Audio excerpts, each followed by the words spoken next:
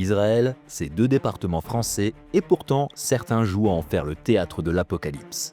Pendant que Trump regarde les sondages et que Netanyahou regarde son calendrier électoral, c'est tout le Proche-Orient qui joue à la roulette russe.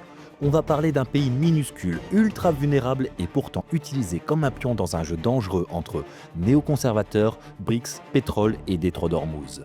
Révolution de couleur ratée, décapitation des élites, calcul cynique sur le prix de l'essence et sur vos pleins à la pompe. Derrière les grands discours, on va regarder qui a vraiment intérêt à une guerre Iran-Israël.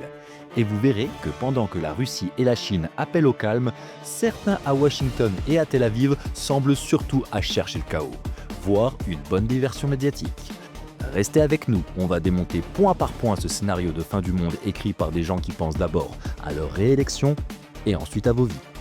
Israël, c'est grand, c'est pas très grand, c'est grand comme 2 départements français, je crois. Donc, en fait, sans utiliser d'armes nucléaires, l'armée iranienne peut recouvrir Israël de bombes.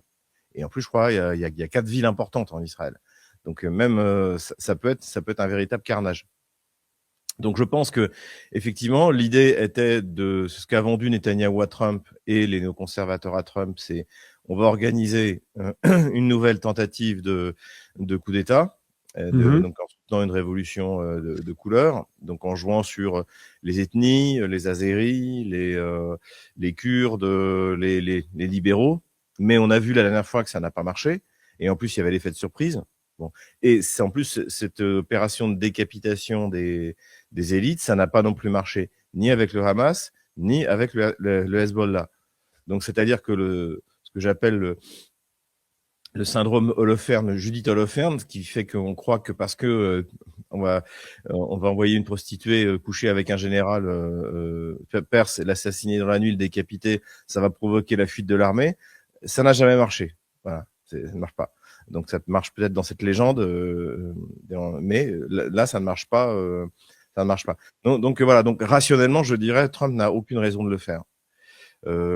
En revanche, ceux qui disent que oui, mais le coût de l'opération, il fait pas ça pour rien. De toute manière, détenir des porte-avions nucléaires avec leur équipage, ça coûte une fortune, que vous l'utilisiez ou pas. Donc, c'est le problème du budget américain d'ailleurs, c'est sa flotte qui finalement sert pas à grand chose et qui est très coûteuse. Donc voilà à peu près où on en est. Et puis il y a aussi l'autre impact, encore une fois, c'est le détroit d'Ormuz, c'est-à-dire qu'il y a toute une partie des exportations de pétrole qui vont d'ailleurs essentiellement vers l'Inde ou vers l'Europe, hein, pas vers les États-Unis. Les États-Unis sont presque autosuffisants, presque, qui vont s'arrêter. Et ce serait du pain béni pour la Russie, puisque ça ferait monter les prix du pétrole, mais ce serait pas forcément du pain béni pour les États-Unis, puisque Trump est aussi jugé à la veille des midterms au prix à la pompe. C'est un aspect très important des élections. D'ailleurs, c'est pour ça que les démocrates, avant l'élection présidentielle, ne s'étaient pas attaqués au pétrole russe, parce que ils savaient que toute attaque contre le pétrole provoque des soubresauts sur les marchés et que ça peut faire varier de manière négative les prix à la pompe. Donc, encore une fois, pour toutes ces raisons-là, si on avait en face de nous des acteurs purement rationnels et des acteurs bien informés, il y aura pas d'opération. Voilà, on aurait juste une démonstration de force. Maintenant, si jamais effectivement autour de Donald Trump, il y a des néoconservateurs fanatiques qui considèrent que mettre un coin dans la relation entre l'Iran, la Russie et la Chine, c'est fondamental d'affaiblir les BRICS, de prendre le contrôle ou en tout cas de semer l'anarchie dans la région. Dans ce cas, ça va arriver. Mais je suis pas en état d'arbitrer entre ces deux possibilités. S'il y avait une intervention justement américaine, est-ce que quelles seraient les réactions à la fois de la Russie et de la Chine Les réactions, on les a déjà entendues. C'est-à-dire qu'ils se mettent du côté de l'Iran, c'est clair. Ils font appel au calme et à la mesure. Donc, il y aura une condamnation, comme on a vu une condamnation des opérations au Venezuela, mais il n'y aurait pas de soutien militaire ouvert. Il y a du soutien militaire qui existe déjà d'ailleurs. Il y a des coopérations militaires, comme il y a d'ailleurs avec le Venezuela, comme il y a avec d'autres pays, ça c'est tout à fait normal, hein, comme il y a avec l'Inde, mais il n'y aurait pas bien sûr d'engagement direct. Et d'ailleurs, c'est aussi un problème pour Pour Washington, c'est que l'Iran, c'est pas le Venezuela. Ils ont des moyens. Ils en ont même donné le drone vedette des frappes dans la profondeur russe, le Garan. C'est une copie améliorée du Shahed. Donc là, les Iraniens sont forts. Faut pas les sous-estimer. Et surtout, ils fabriquent beaucoup et pas cher. Exactement le contraire des armées occidentales. Ouais, tout à fait. Est-ce que Trump, lui, pourrait être tenté de frapper parce qu'il a besoin de diversion en ce moment, parce que les choses ne se passent pas bien, que ce soit à Minneapolis ou que ce soit sur l'affaire Epstein? Oui, c'est le principe que tous les régimes autoritaires fragilisés se tournent vers des guerres vers l'extérieur. C'est ce qu'on observe avec Emmanuel Macron, par exemple, ou Keir Starmer. Là, je pense que ça aurait l'effet inverse. C'est-à-dire que, encore une fois, il suffirait qu'il y ait un ou deux avions abattus, un ou deux bateaux endommagés, des bases américaines avec des Américains dessus bombardés. L'effet sera contre-productif. Donc, je pense s'il veut qu'on oublie les affaires à Minneapolis et à Epstein, c'est vite de trouver une autre solution. Et les Israéliens, on a l'impression que de toute façon, c'est eux aussi qui ont demandé à l'origine pratiquement. Alors, je vais pas tous les mettre dans le même sac, parce qu'il y a quand même des manifestations pour la paix en Israël. Donc, je parle du gouvernement. Ouais. On va dire là les plus fanatiques autour de Netanyahou. Je pense que c'est Netanyahou qui a et l'entourage sioniste autour de Trump qui l'a poussé à faire cette opération extrêmement risquée. Mais eux sur leur fanatisme, je n'ai aucun doute. Mais la question maintenant, c'est est-ce que c'est jouable?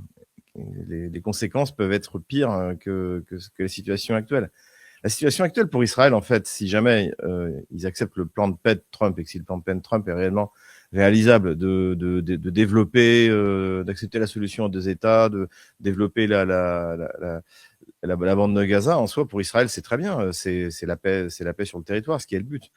Alors évidemment, la paix n'est pas le but des sionistes, mais globalement, aujourd'hui, il serait temps pour Netanyahou de devenir raisonnable ou pour les Israéliens de se débarrasser de ce type et de mettre quelqu'un de plus raisonnable à Tel Aviv. Parce que là, ça n'ira qu'en empirant. Et puis, il faut encore une fois, que Israël se retire du Liban, se retire de la Syrie.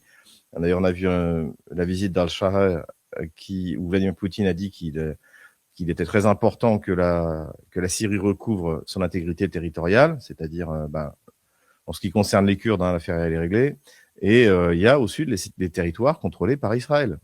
Non seulement ceux pris par Israël depuis la chute de Bachar el-Assad, mais depuis la guerre des 6 jours, c'est-à-dire le Golan. Ça, du point de vue du droit international, c'est la Syrie. Évidemment que pour Netanyahou, c'est pas acceptable.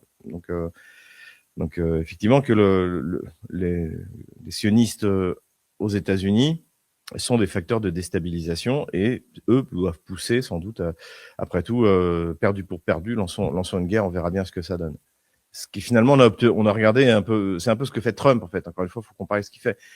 Il a kidnappé Maduro et après. Donc c'est-à-dire que c'est souvent la manière dont l'hégémon fonctionne, c'est-à-dire que je crois que c'était Mackinder qui disait que finalement les impérialismes maritimes étaient moins, pensait-il, étaient moins oppressants, parce que finalement la puissance impériale était plus en retrait que les impérialismes terrestres. Voilà. Et en fait, c'est faux. En fait, mais donc c'est faux. Mais la question, c'est que le moyen de l'impérialisme est autre, c'est-à-dire que c'est le contrôle des élites. Et on le voit d'ailleurs dans l'Union européenne, la gauche américaine, c'est-à-dire les démocrates et une partie du Parti républicain, contrôlent l'Union européenne sans avoir de troupes déployées. Enfin, il y a très peu de troupes déployées en Europe, si on considère l'armée américaine, mais ce sont pas des troupes qui sont des troupes d'occupation. Ce sont des troupes de présence, mais pas d'occupation, dirons-nous. Mais malgré tout, la gauche globaliste américaine contrôle l'Union européenne parce qu'elle y a fourni les élites patiemment. Elle a formé des générations et des générations qui ont pu utiliser les réseaux. Alors c'est une kakitocratie, ce sont des gens médiocres, mais ils sont passés, comme Jean-Noël Barrot, comme Emmanuel Macron, par des réseaux, des structures américaines, des Young Leaders, etc. D'ailleurs, on voit, ils parlent tous relativement bien anglais. L'anglais de Macron est épouvantable, mais celui de Jean-Noël Barrot est pas mal du tout. Donc, ce que je veux dire, c'est que voilà, ils parlent tous anglais et ils sont passés par des réseaux et ils sont médiocres. Et ça, c'est la recette pour contrôler des espaces entiers. Et c'est ce qui se passe avec l'Union européenne. Et donc, vous n'avez pas besoin de déployer des troupes si vous contrôlez les élites. Et je pense que c'est l'ambition des États-Unis pour l'Amérique centrale, c'est-à-dire avoir des gens à leur bottes qui vont obéir sans qu'il y ait moyen de pression militaire, juste parce qu'ils appartiennent. Ils ont la conscience d'appartenir à une caste qui est sélectionnée, qui est promue, qui bénéficie de réseaux extraordinaires à l'intérieur des pays. C'est ce qu'on voit en France, par exemple. Et puis, puisque vous parliez de l'affaire Epstein, et qui, en plus, est peut-être tenue par des scandales sexuels de ce genre-là, ou des connivences qui fait que, eh bien, ils sont parfaitement contrôlables par Washington. Oui.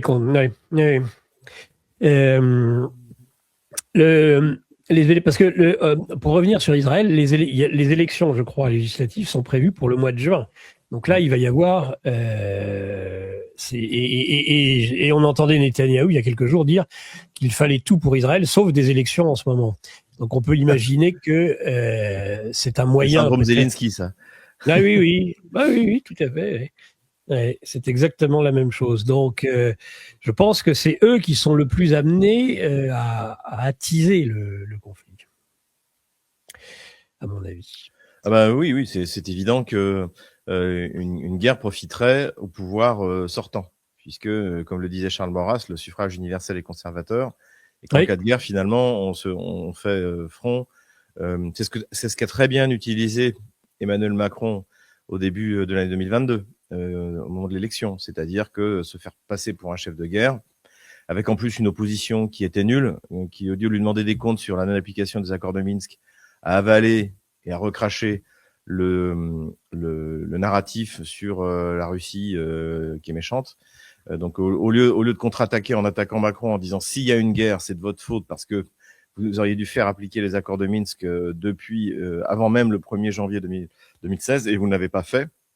Et surtout, ensuite, on a eu, pendant les années qui ont suivi, la reconnaissance par Angela Merkel que les accords de Minsk, bien qu'ils aient été confirmés par un vote au Conseil de sécurité des Nations Unies, le vote 2202, la résolution 2202, eh bien, il n'a jamais été question de les appliquer. C'était pour faire gagner du temps à l'Ukraine. Et ensuite, François Hollande l'a reconnu après s'être fait piéger. Donc, et Poroshenko l'a dit également ouvertement. Quand on lui reprochait les accords de Minsk, il a dit mais non, c'était pour gagner du temps, pour se réarmer. Donc, c'était là-dessus qu'il fallait attaquer Macron, en disant que c'était de sa faute, c'est la faute de François Hollande. Hollande et Macron ont une responsabilité énorme dans ce carnage qui se passe en ce moment en Ukraine. Et donc voilà. Donc c'est ce qu'on a eu et c'est ce que Macron a essayé d'utiliser. Alors là, comme il sera pas candidat en 2027, ce sera un peu plus difficile. Mais c'est sûr que l'Ukraine, sur les questions d'affaires étrangères, on ne sait pas trop où ça en sera, mais ça pèsera. Ou en tout cas, la recomposition géostratégique à l'intérieur du monde européen. Ça, c'est une évidence. Mais en fait, aucun candidat ne pourra réellement en profiter puisque tous ont soutenu la guerre. Donc en fait, c'est ça aussi la particularité. Je parle des grands candidats. Après, on sait jamais. Si Florian Philippot ou je sais pas, le général de Villiers ou François Asselineau bénéficient tout d'un coup de circonstances particulières, un effondrement économique, l'effondrement militaire et également de l'Union européenne, il peut y avoir des surprises. Mais pour l'instant, sur les grands candidats, ils ont tous été favorables à la guerre. Tous ont soutenu les sanctions, même celles qui ont ruiné, qui ruinent encore notre économie. Il y a de véritables oppositions sur la guerre. On trouve ça uniquement en Allemagne, où là on a une Alice Weidel qui est magistrale. Voilà. Et une partie de la CDU. Une partie de la CDU, c'est les industriels, ils en ont ras-le-bol de l'Ukraine, ras-le-bol de pas pouvoir avoir l'énergie bon marché russe sur laquelle il s'était appuyé pendant 30 ans. Donc voilà le fond de l'affaire.